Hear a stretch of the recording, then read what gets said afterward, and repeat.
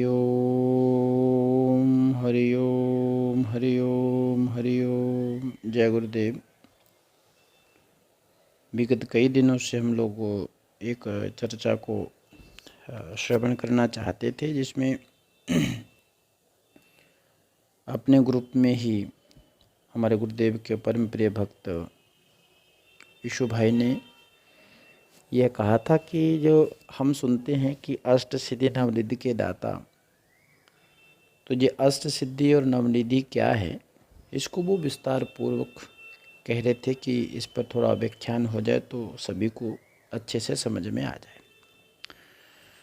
देखो, एक परिपूर्ण मानव बनने के लिए, परिपूर्ण मानव कहने का मतलब है जो अपने आप को सभी जगह स्थापित कर सके, उसके लिए ये अष्ट सिद्धियों की आवश्यकता होती है। अष्ट सिद्धि कहने का मतलब, जैसे हम लोग हनुमान जी का पाठ करते तो हनुमान चालीसा में आता है, अष्ट सिद्धि नवनिधि के दाता असवर दीन जानकी माता। तो ये है कौन कौन सी अष्ट सिद्धियाँ है, कौन कौन सी, और नवनिधि क्या है, उसकी भी हम लोग चर्चा करेंगे।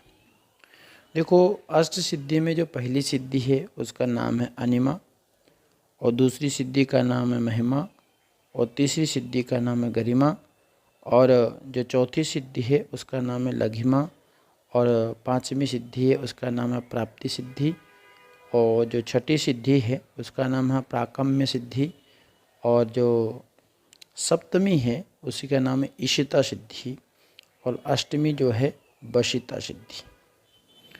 अब देखो, परिपूर्ण मानव बनने के लिए अष्ट सिद्धियां जिनके पास में है वो व्यक्ति परिपूर्ण मानव है, ऐसा कहा जाता है। तो पहली जो अनिमा है उस पर हम चर्चा कर सकते हैं कि स्वयं को इतना छोटा कर लेने की क्षमता अगर किसी के पास में आ जाए तो उसके पीछे जो कारण होता है वो अनिमा सिद्धि का कारण होता है। हनुमान जी के लिए क्यों कहा गया? क्योंकि हनुमान जी के जीवन को अगर आप सुनेंगे ना तो उसमें बहुत सी जगह ऐसा है जहाँ पर हनुमान जी बिल्कुल सूक्ष्म से सूक्ष्म बने और विशाल से विशाल बने, और इसलिए उन पर ये सब घटता है। इसलिए उनके जो कहा जाता है कि अष्ट सिद्धि नवनिधि के दाता, अष्ट सिद्धि और नवनिधियाँ देने वाले हनुमान जी ही हैं। तो अनिमा का मतलब, इस सिद्धि के द्वारा व्यक्ति अपने आप को अणु के बराबर सूक्ष्म देह धारण कर सकता है। इस सिद्धि का इतना बड़ा प्रभाव है। और इसके विपरीत, विपरीत कहने का मतलब इसका उल्टा कर दीजिए। दूसरी सिद्धि जो महिमा है ना, महिमा का मतलब है कि आप अपने आप को इतना विशाल कर सकते हो, इतना विशाल कर सकते हो कि भूमंडल से लेकर के आकाश तक आप अपने शरीर का विस्तार कर सकते हो। उसको, उसकी कोई सीमा नहीं, जहाँ तक आप फैला सकते हो वहाँ तक इस शरीर को फैलाया जा सकता है। ये किसके कारण होता है? ये महिमा सिद्धि के कारण होता है। और तीसरी सिद्धि जो है गरिमा। अब गरिमा सिद्धि में एक दोनों के बीच का एक रास्ता है। वो क्या है कि इस सिद्धि को प्राप्त करने के बाद व्यक्ति का जो आकार है ना, आकार वो सीमित रहता है, उसमें कोई वृद्धि नहीं होती, ना न्यूनता आती है, ना वृद्धि होती है। लेकिन उसका जो शरीर होता है, जो उसका हड्डी मांस मज्जा आदि होते हैं, उसमें इतनी ताकत आ जाती है, इतना भारीपन आ जाता है कि उसको कोई हिला नहीं सकता। आपने देखा होगा ना, कभी एक प्रसंग आता है जिसमें भीमसेन रास्ते से जा रहे होते हैं, हनुमान जी वो पूंछ फैलाए बैठे रहते हैं, तो वो कहता है हे बुढ़े साइड में हो जा। तो हनुमान जी कहते हैं कोई मैं तो वृद्ध हूँ भाई, मुझसे तो उठा जाता नहीं, तू ही उठा दे। तो वह भीमसेन बहुत ताकत लगाता है। अब भीमसेन का उदाहरण क्यों दिया यहाँ पर? इसलिए दिया कि भीमसेन इस धरती का सबसे बलवान मनुष्य है। बलवान मानव है, इसलिए उसका उदाहरण दिया कि वो भी हनुमान जी की पूँछ को नहीं उठा सका। तो इसका मतलब उनके पास कौन सी सिद्धि थी? गरिमा सिद्धि थी। अब चौथी सिद्धि जो है वो लघिमा है। लघिमा का मतलब है वो व्यक्ति अपने शरीर को इतना हल्का कर लेता है, जिसके पास ये लघिमा सिद्धि होती है वो इतना हल्का कर लेता है कि हवा में भी वो तेज गति से उड़ सकता है, कहीं पर भी जा सकता है। इसलिए वो लघिमा सिद्धि का मतलब फल ही ये है कि वो कहीं पर जाए, किधर भी चला जाए, कहीं उड़ करके जा सकता है, बिल्कुल तृण की तरह हल्का हो जाता है व्यक्ति। वो किसी भी चीज़ को खींच करके अपने पास ला सकता है, किसी भी चीज़ के पास वो जा सकता है, इतनी शक्ति उसके अंदर आ जाती है। ये किसके कारण होता है? लघिमा सिद्धि के कारण होता है। पांचवी सिद्धि है प्राप्ति सिद्धि। अब प्राप्ति सिद्धि जो है ना, इसको प्राप्त करने के बाद में कोई भी वस्तु ऐसी नहीं है जिसकी वो प्राप्ति ना कर सकी।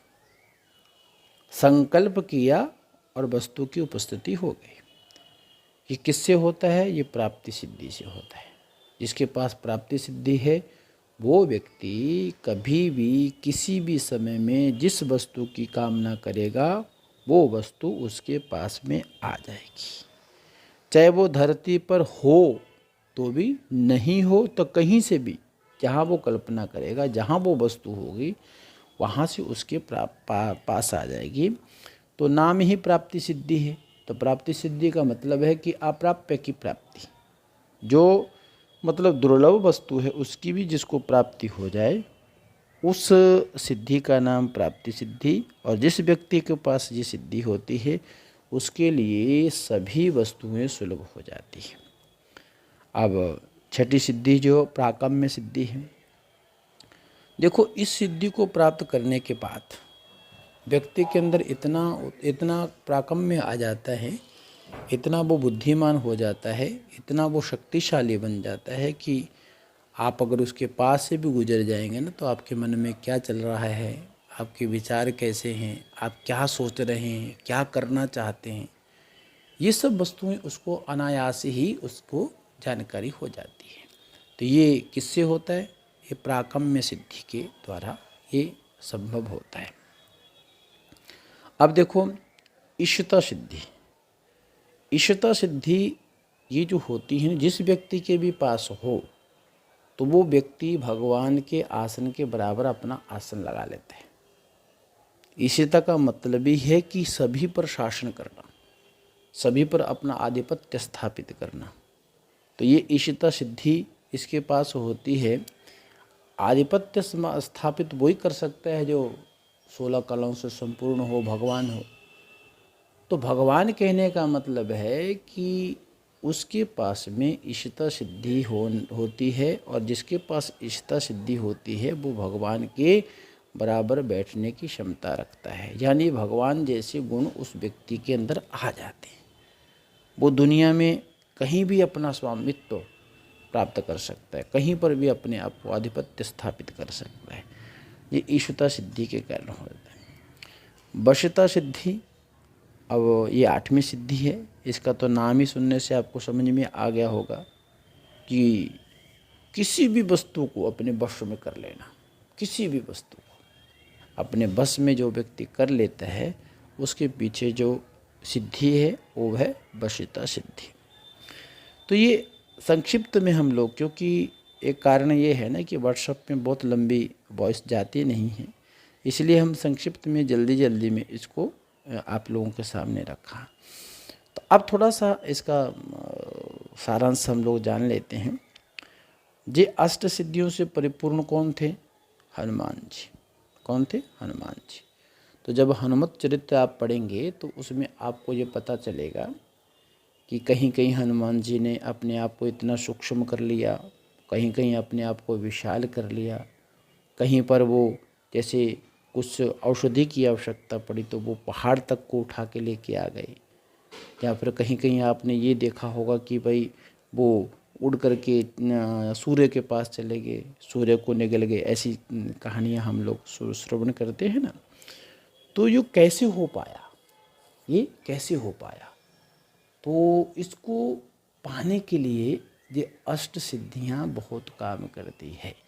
जिस व्यक्ति के पास ये अष्ट सिद्धियाँ हैं, ऐसा आप बिल्कुल भी मत सोचिएगा कि कोई व्यक्ति आज के ज़माने में भी अष्ट सिद्धियों की प्राप्ति कर सकता है या नहीं कर सकता। कर सकता है, बशर्ते जो नियमावली है, जो नियम है, उसके अनुसार उसको अपनी साधना करनी पड़ेगी। अगर वो अपनी साधना उस प्रकार से नहीं करता तो एक भी सिद्धि की प्राप्ति नहीं होती। तो इसलिए इन अष्ट सिद्धियों को प्राप्ति करने के लिए पहले तो परिपूर्ण गुरु होना चाहिए, फिर गुरु के बताए हुए मार्ग को अपना करके आप उन सिद्धियों को प्राप्त कर सकते हो। तो इसलिए आज इस संक्षिप्त में हम लोग अष्ट सिद्धियों की चर्चा किए।